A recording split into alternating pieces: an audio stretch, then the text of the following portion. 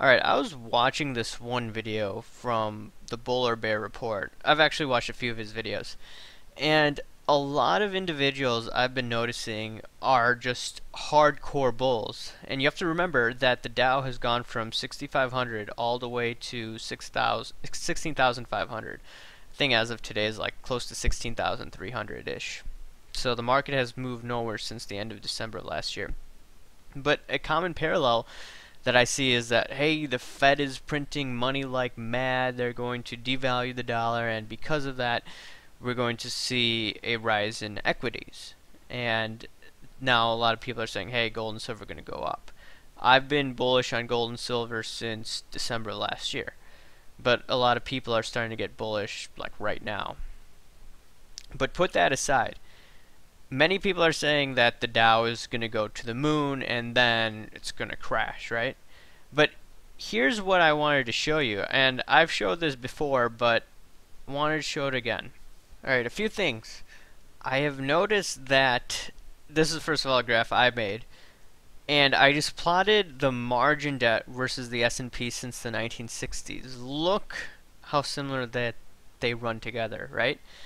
As you continue to add margin to the system, eventually there reaches a point where the market can no longer handle all of this Fed money, all of this margin debt, and then it just throws up.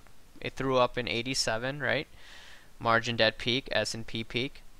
You saw peaks here in 99.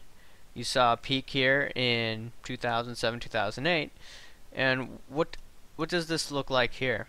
Looks like another peak is on the verge of becoming formed. And this is as of January 2014, because that's what the data has been released, or this is what the NYSE has released for the data. So I can't plot it past January 2014.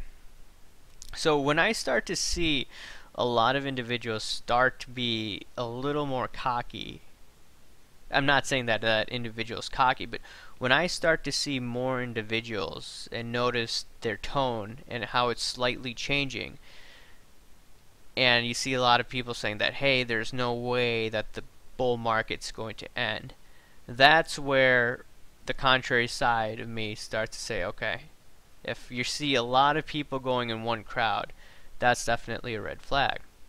And like I've said before, that doesn't mean that I'm going to go all in long or all in short. It just means that, hey, I may be looking at certain sectors to start to short them or selectively put trades on. For instance, I put on a trade at Facebook like near 71 point something last week. I covered today. But that being said, I mean, when you see ridiculous valuations such as Facebook, PE ratio over 100, and they bought WhatsApp app and it went up $30, something is clearly wrong. Here's this one stock, LinkedIn, right? Once again, a good stock. I mean, I like the company, but valuations, in my opinion, seem a bit high. As of last week, it was like 980-ish or something like that. Something ridiculous, 940-ish. And this is not a buy or sell recommendation.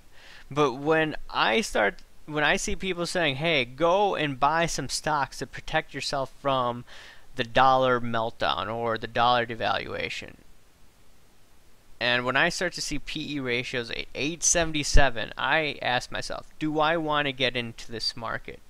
Do I want to go long and try to chase some stocks? I mean, I'm sure there's going to be some 10-baggers before this bubble pops. I mean, there have already been some stocks. I mean, like stocks such as Plug, right? Like it's 15 cents sometime in the last year and went up to 11 bucks. But this is how screwed up the market is, and if you want to look at other sectors, 3D printing, those stocks are down roughly 20 to 30% this year. Now, what am I trying to say here? What I'm trying to say here is, what I'm going to do is maybe start shorting stocks pretty soon, right? And just holding them for the next year, year and a half. But going long and trying to hold these stocks, no way. There's no way that I can do this. And this is what this individual was talking about. Right? He's saying that, hey, Warren Buffett is able to keep his shirt, make billions of dollars, and he's fine, right? He buys and holds, he's a multi-billionaire. But you have to remember that Warren Buffett has had to face two market meltdowns within the past 15 years. With the tech bubble, and then with the recent bubble that we had in 2007, 2008. And the last 10 years, he hasn't done as well as he has in the past. Sure, he got into Goldman Sachs. Remember that Goldman Sachs deal that he got in 2008? I'm sure he had some inside information. So we're not Warren Buffett. We can't make $5 billion off Goldman Sachs. In addition to that, we cannot make money the way that he does because he gets these deals. All right? Remember with Bank of America? He got certain conditions to buy Bank of America. I think it must have been maybe the preferred shares. I don't remember. It was a few years ago. So let's just put that into perspective. Warren Buffett has inside information that we do not have. Although I do agree with that individuals that, hey, the dollar's going to face problems down the road, the Fed's going to print money like crazy, but here's the deal. 2007, 2008, they printed money like crazy, and they could not avert the credit crunch in America and subprime. Now, who's having subprime problems like I've told you before? China. And now you're starting to see headlines. Economist warns that China's Bear Stearns moment may strike any time. And within the next few years, based on the research that I've showed in previous videos, I'm not going to go over them again. It looks like China is going to blow up 2015, 2016. Subprime's on the verge of blowing up. And you start to see rumors that more defaults are on the way. I mean, that's how the market's going to go down, in my opinion. All I'm saying is, if you're going long, going short, just make sure that you're hedged. That's all. That's the point of the game. And buying and holding, I don't quite agree with that at this moment. For the past 15, 16 years, the stock market has gone nowhere. Or since 2000, right? Dow 11,700, Dow 16,200-ish. In my opinion, we're in a secular bear market for 16, 17 years.